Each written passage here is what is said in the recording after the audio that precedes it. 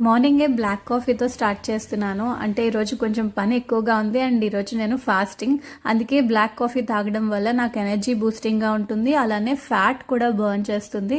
నేను ఫాస్టింగ్ చేసేటప్పుడు ఏం తీసుకోను, అంటే నార్మల్ టీ, మిల్క్ అలాంటివి ఏం తీసుకోను.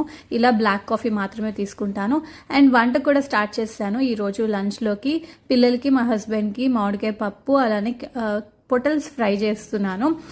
నేను నెయ్యితోనే పోపు పెడతాను. మ్యాక్సిమం నెయ్యి లేనప్పుడు నార్మల్ ఆయిల్ యూస్ చేస్తాను.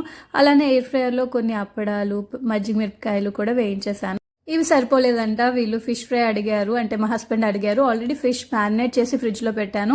సో అది అలా తీసి ఎయిర్ ఫ్రైయర్లో, నేను అగారో ఎయిర్ ఫ్రైయర్ తీసుకున్నా కదా, అందులో 180 degreesకి 20 minutes పాటు పెట్టేశాను. పర్ఫెక్ట్గా కుక్ అయిపోయింది. అండ్ పిల్లలకి ఒక పక్క భోజనం తినిపించేశాను. ఈవినింగ్ నా ఫాస్ట్ని బ్రేక్ చేస్తూ ఫస్ట్ ఫ్రూట్స్ అండ్ నట్స్ తీసుకున్నాను. అండ్ డిన్నర్లోకి రాగి దోశ తీసుకున్నాను విత్